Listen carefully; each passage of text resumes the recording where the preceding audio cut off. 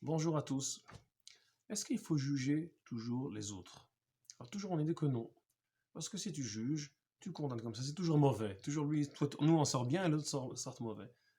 C'est toujours nous qui gagnons. Est-ce que c'est bien de juger? Est-ce qu'il faut juger? Alors il y a un passage dans la paracha qui dit Veshaftu et ta'am bechol et. Il faut avoir beaucoup de juges qui n'arrêtent pas de juger les gens, bechol et, tout le temps, tout le temps. Mais pourquoi juger tout le temps? Pourquoi faire tout un système qui va juger les gens?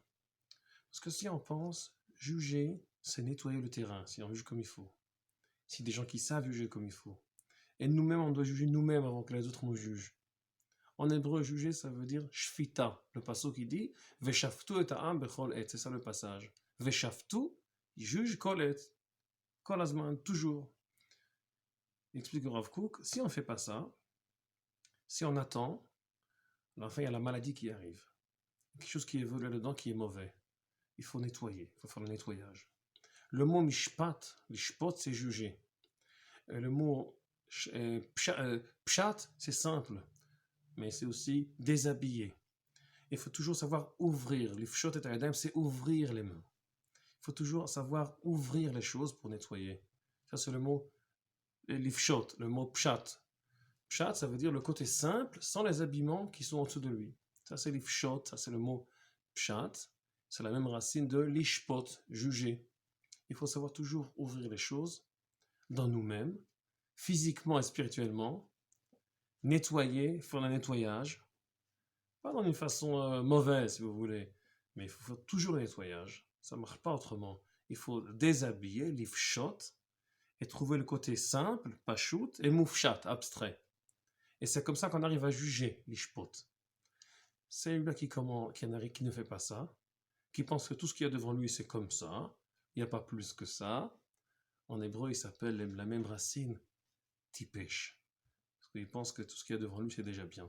C'est la même lettre. Et sur ça, il y a une phrase connue comme ça, populaire, qui dit Lo pashut, c'est pas simple, liot yehudi pashut, d'être un juif simple. On espère qu'on en arrivera toujours à ouvrir et simplifier les choses. Et quand on va on sort de l'Égypte, la guimatria de Shin Peitet, la racine, les mots du chose de la racine de ces mots-là, de l'ishpot de juger, c'est Boel Paro, viens vers Paro. Moshe doit venir chez Paro. Comment on peut venir à cette force qui cache le côté franche, le côté propre, le côté déshabillé, abstrait, intérieur? Comment on arrive à faire cette guerre contre le côté extérieur, contre la parole qui n'est pas franche?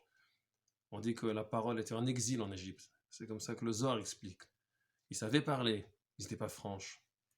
Quand on montre jamais notre vraie figure, comme que signifie paro que c'est le côté arrière de la tête, oref.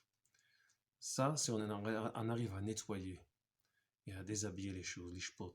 C'est pour ça que la lettre shin peitet, la racine shin peitet, l'ishpot, c'est le même numéro que bo el paro. Comme ça, on peut venir et attaquer ce problème, ouvrir et nettoyer. Comme ça, on arrive à être propre, à être intérieur.